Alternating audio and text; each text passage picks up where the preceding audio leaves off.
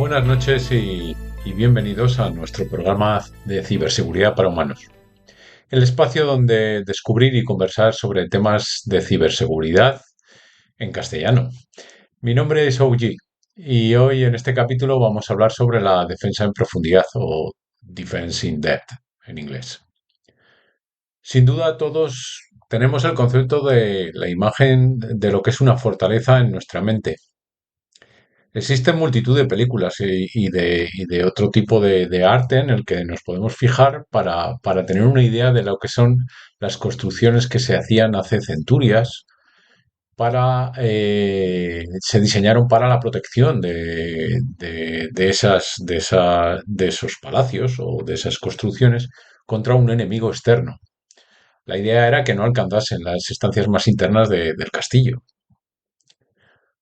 Una típica fortaleza medieval podía en aquella época estar compuesta por un foso de agua a su alrededor, un puente levadizo, una gran puerta acorazada, y lo que siempre tenían y habitualmente estaba rodeada por grandes muros con estrechas y pequeñas ventanas. Este concepto de fortaleza nos va a servir para entender visualmente cómo se puede proteger y mejorar nuestros sistemas y nuestras redes de sistemas. El concepto de defense in depth en ciberseguridad es similar a esa fortaleza, en cuyo centro están los sistemas nuestros que queremos proteger, los más críticos, y que suponen la supervivencia de nuestra empresa o nuestra organización. O en aquella época con la fortaleza, la supervivencia del reino. Como aquellas fortalezas medievales, nuestra defense in depth, defensa en profundidad, se compone de varias capas de seguridad, a modo de círculos que iban concéntricos, que iban protegiendo en varios niveles, en varias capas, cada una de las partes de esa fortaleza.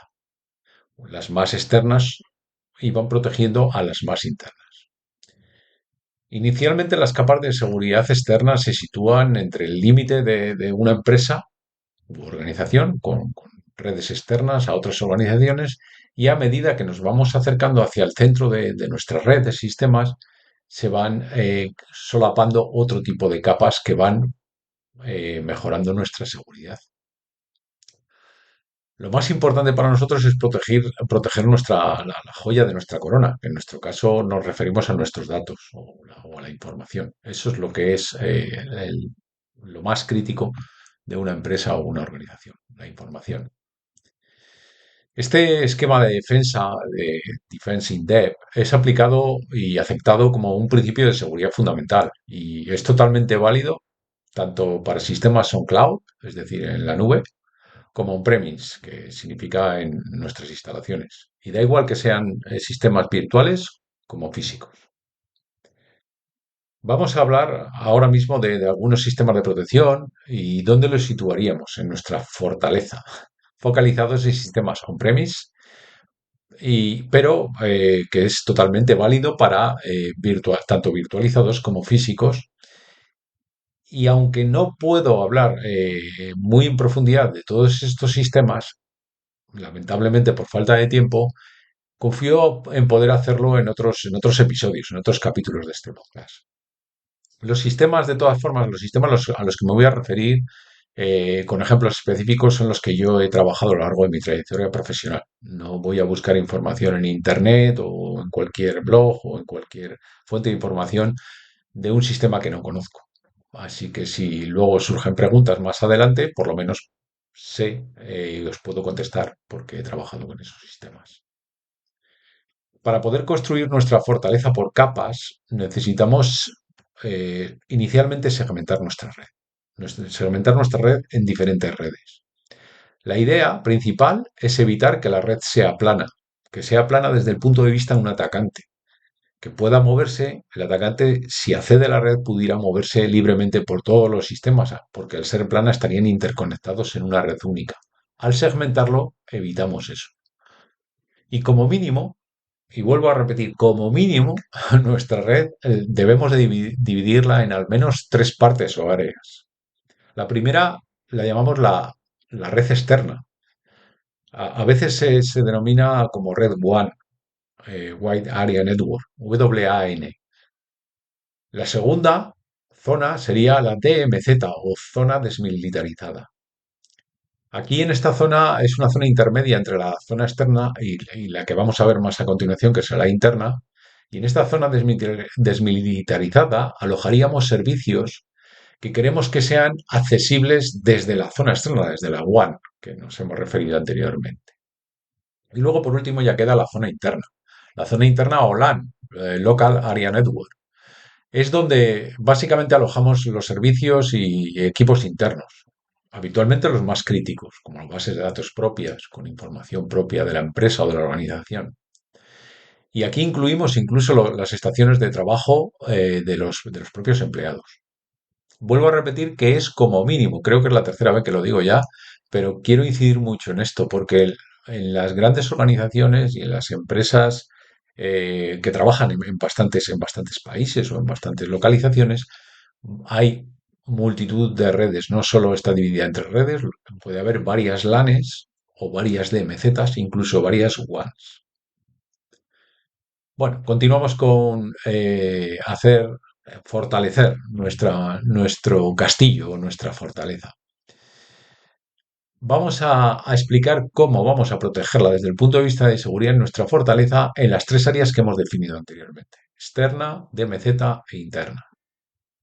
En nuestra WAN o zona externa, o mejor dicho, en la interconexión de nuestra zona externa con la WAN, ese sería lo más correcto, deberemos de alojar en nuestra fortaleza un puente levadizo. Ahí es donde está el puente levadizo que da paso al foso hacia el castillo, ¿no? Es la manera de entrar hacia el castillo es con el puente levadizo. Si no, está el foso en que no podremos acceder. En nuestro caso, en sistemas, ese puente levadizo normalmente es el firewall. Y como es el más externo, normalmente se le llama el front-end firewall. ¿Vale? Es el firewall de acceso frontal del primero que se va a encontrar, digámoslo así, desde el punto de vista de un atacante. Además, en nuestra fortaleza pondremos vigías justo a la entrada de nuestro puente levadizo. Eso es lo que se suele ver en las películas. Aquí, ese símil son las sondas IDS e IPS. Las sondas IDS e IPS significa Intrusion Detection o Prevention System, y son unas sondas que se colocan para alertar en caso de que sea un IDS o para prevenir el caso de que sea un IPS. De ahí viene la P. Y la única diferencia entre una y otra es que las IDS alertan y las IPS tienen automatizadas respuestas que pueden proteger ante un supuesto ataque.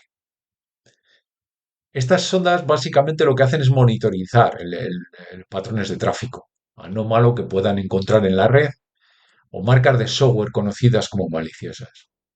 Además de las sondas IDS e IPS, quiero recalcar que hay muchos firewalls modernos que ya tienen capacidades IDS o IPS ya incluidas como parte de su software. Ejemplos con los que os puedo hablar de ellos y que yo he trabajado para firewall son Cisco, Palo Alto y Storm Shield. Para IDS he trabajado con Snore y para IPS con soluciones de Palo Alto Firewall y Tregis.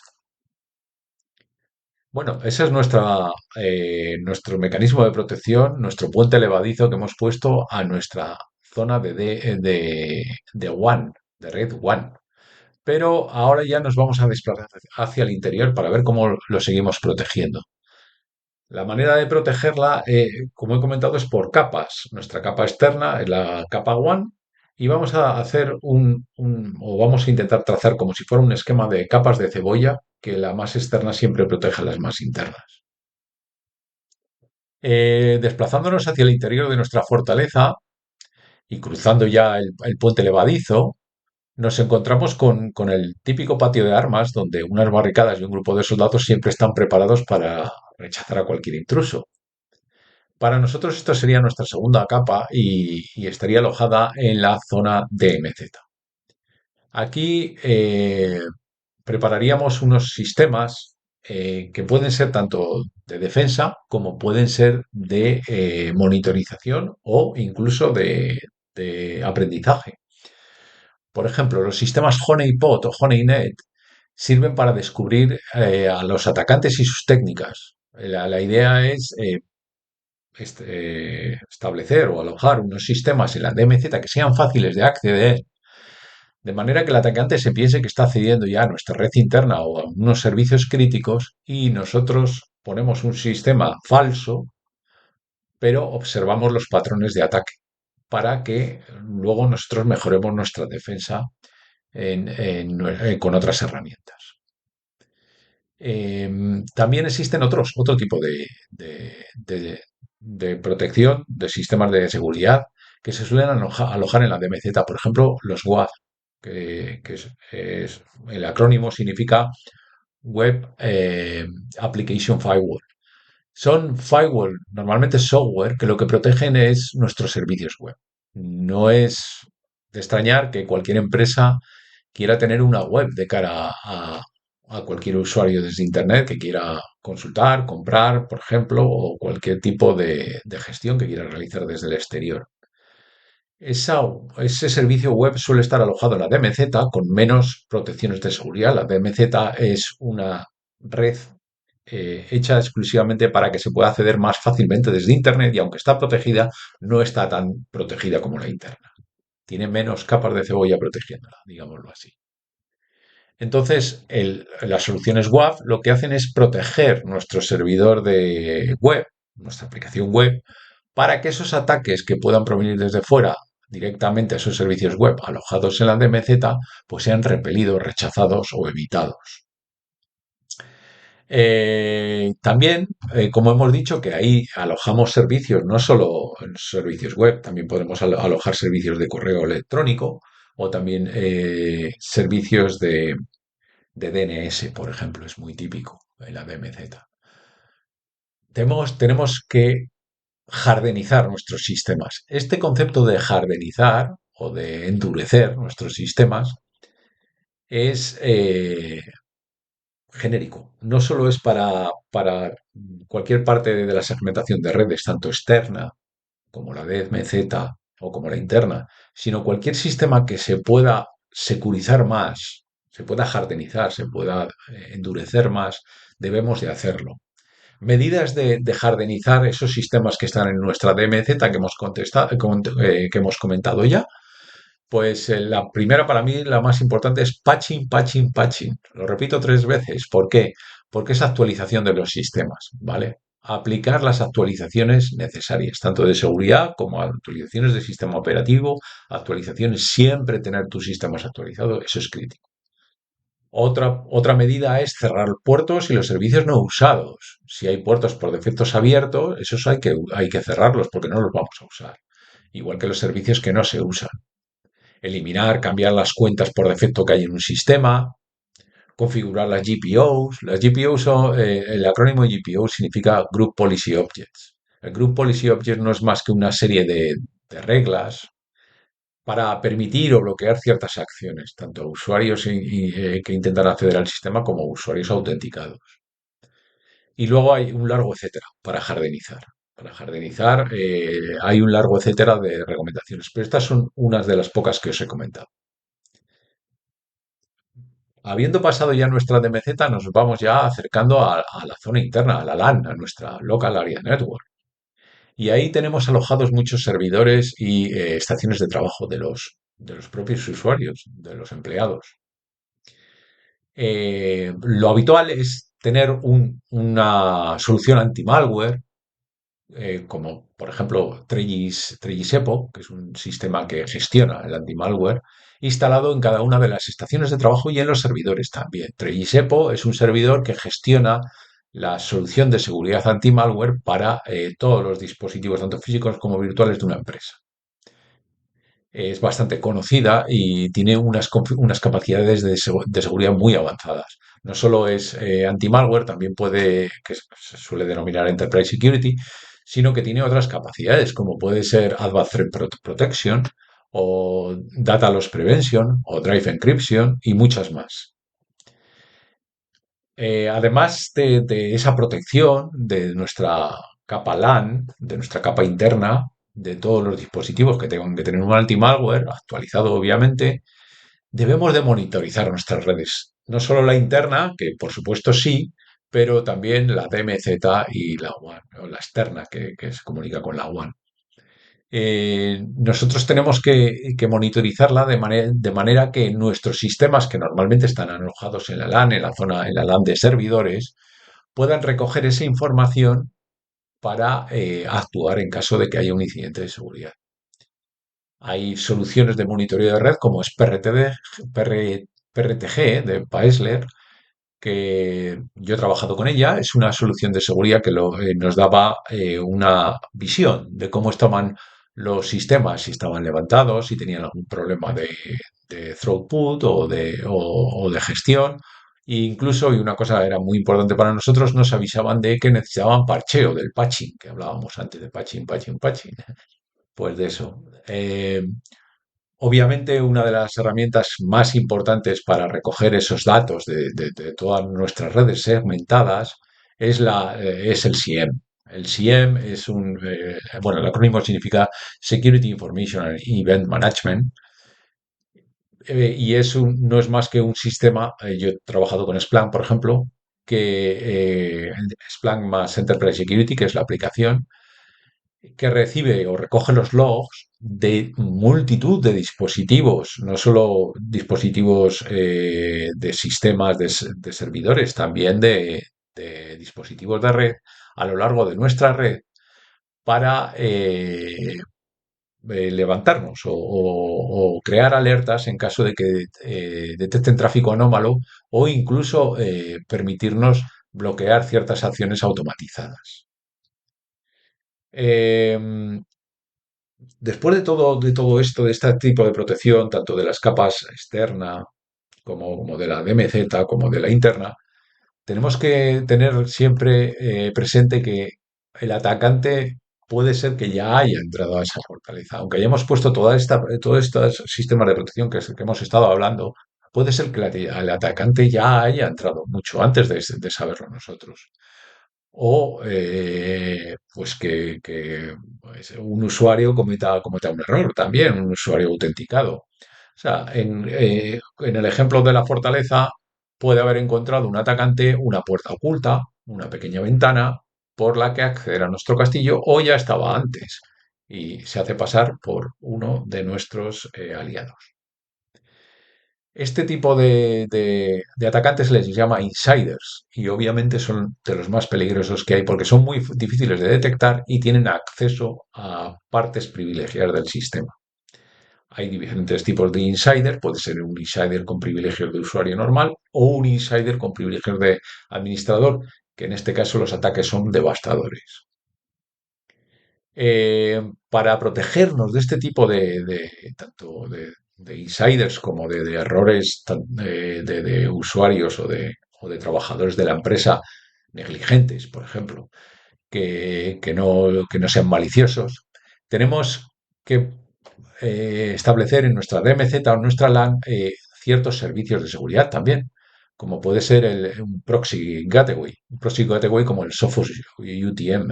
El Sophos UTM es un proxy con grandes capacidades avanzadas de seguridad y hace que todo el tráfico, redirige todo el tráfico que intenta cualquier usuario mandar fuera de nuestra red, se vigile, se monitoree y se acepte o no según ciertas reglas. Es muy avanzado y no es, no es fácil de tenerlo bien afinado, pero una vez que se afina, las capacidades de seguridad que nos dan son tremendas.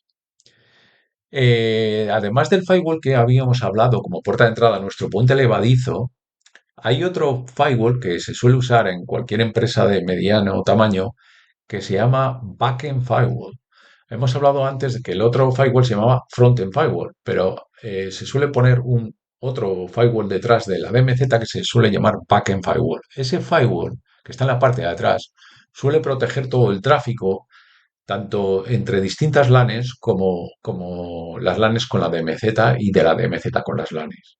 Es muy interesante y no protege solo desde el punto de vista exterior, sino desde el punto de vista interior. Es decir, que no hay un error por el que un usuario normal, estándar, pueda acceder a la zona de servidores por tráfico. Pues ahí tienes el backend firewall que lo debería delimitar. Aquí hago un pequeño apunte. He mencionado dos servidores, un frontend firewall y un backend firewall. Perdón, servidores no firewalls. Un frontend firewall y un backend firewall. Bueno, pues estos dos firewalls deberían de ser de distintos fabricantes. Es muy extendida esta práctica. Cuando tengáis dos elementos repetidos en una misma red, estos elementos deberían ser de distintos fabricantes por muchísimas razones. Pues sencillamente porque si son de distintos fabricantes, una vulnerabilidad normalmente afecta a un vendedor, a un fabricante, pero es difícil que afecte a dos diferentes. Además, las actualizaciones y parches suelen ser difundidos, suelen ser publicados en distintas fechas, con lo cual nos ayuda mientras estamos actualizando un firewall, pues no tenemos el otro sin estar operativo. Ya tenemos diseñada nuestra fortaleza de una manera adecuada y ya solo nos quedan tres detalles más a considerar. Y ya con esto ya tendremos nuestra fortaleza totalmente protegida. Uno es el concepto de inteligencia de amenazas. Se suele usar el término en inglés aquí, threat intelligence, y es alimentar a nuestros sistemas. El caso típico es el CIEM que he comentado de Splunk o los firewall con inteligencia externa. Este tema daría mucho para hablar y lo dejaré para otro capítulo, pero muy por encima os voy a decir lo que es. El Threat Intelligence es información que fabricantes de reputación ponen a disposición o vía suscripción o gratuitamente, de tal manera que tú puedas integrar en tus sistemas de seguridad. Un ejemplo, ellos te dan una lista actualizada, por ejemplo, fabricante Cisco, voy a decir, te da una lista actualizada todos los días de las direcciones IP maliciosas, que ellos han comprobado que son maliciosas que existen en Internet. Pues si tus sistemas de seguridad descargan esa lista todos los días y chequean toda esa lista de direcciones y alguna de ellas ven que está en el sistema o que está intentando acceder al sistema, nuestros sistemas de seguridad por defecto la bloquearán, porque está ya, ese threat intelligent le está diciendo que es maliciosa. Segundo concepto, hay que tener en cuenta la integración. Hemos hablado de tantas cosas, hemos hablado de tantos sistemas, hemos hablado de tantas, de las diferentes capas de cebolla y de las distintas redes, pero como no integremos todo esto, no vamos a tener una manera de coordinar, de correlacionar toda esa información para que el administrador de seguridad, el Cyber Security Engineer, pueda obtener la máxima información y además que sea real. De tal manera, un ejemplo práctico. Si vais a desplegar tanto un SIEM como un Trace Epo, por ejemplo, deberéis de integrarlo con los datos que obtenéis del Active Directory Domain Controller de Windows. Ahí nos da información de sistemas y usuarios. O si trabajáis con Red Hat, por ejemplo, en Linux, pues del Red Hat Satellite. Tenéis que integrar la base de datos LDAP o Active Directory, Domain Controller, con los sistemas de seguridad para que cuando nos levanten una alerta o cuando quieran bloquear una acción determinada, tengamos la información suficiente de dónde viene y quién ha ejecutado esa acción. Si no integramos, estaremos ciegos. Veremos la alerta, pero no sabremos identificar ni podremos investigar sobre ella. Y el último concepto que quería remarcar, centralización. Necesitamos gestionar decenas, en muchas ocasiones centenas o incluso millares de dispositivos desde un sistema único debería de ser, porque de otra manera no podremos desplazarnos, no podremos tener suficientes ingenieros de ciberseguridad o expertos moviéndose de un lado a otro. Tiene que ser desde un sitio centralizado.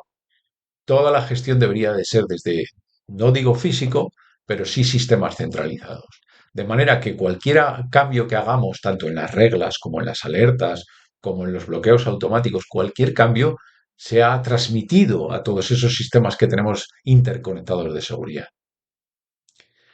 Y reflexión final, acabando el capítulo. Sobre todas estas capas y sistemas de seguridad que ya he hablado, ¿a cuál vosotros pondríais mayor atención si sois un ingeniero de ciberseguridad recién llegado a una empresa? ¿A cuál pondríais la máxima atención? Pensarlo un poco. La respuesta la tenemos al principio. Cuando os he comentado lo de la fortaleza, pensad en el castillo protegido. Su punto de entrada es el puente levadizo y en nuestro caso eso era el frontend firewall.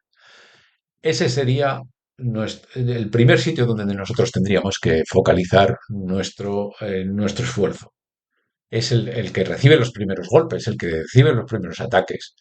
Si vosotros por cualquier razón necesitáis securizar una empresa, acabáis de llegar, un sistema, una red de sistemas, mi consejo primero es que pongáis el foco en ese puente levadizo, en ese firewall externo. Eso os da tiempo, si restringís las reglas de ese firewall y bloqueáis el tráfico, sobre todo el de desde fuera hacia dentro de vuestra red, si lo restringís al máximo y solo en exclusivamente necesario le dejáis pasar, nos dará tiempo para mejorar las otras capas de la cebolla que he comentado, para mejorar nuestros otros sistemas de seguridad mientras aseguramos que ningún ataque malicioso viene del exterior. ¿Para qué? Pues para hacer patching, por ejemplo, o mejorar nuestras GPOs, o actualizar las firmas de nuestro anti-malware, etcétera. Obviamente esto no siempre es posible, limitar al mínimo, casi a cero, pero es algo que tenéis que tener siempre en cuenta. Y nada más, hasta aquí ha durado el capítulo. Solo espero que hayáis aprendido nuevos conceptos útiles para vosotros y si es posible, pues que os hayáis divertido mientras tanto. Si tenéis cualquier duda, queréis proponer otros temas que os llamen la atención a nivel de ciberseguridad o tecnología de lo que os gustaría que hablásemos, lo podéis hacer a través de nuestras webs que están anunciadas en la descripción tanto del podcast como de los capítulos. Pues nada más, un saludo de OG y nos vemos en el próximo episodio.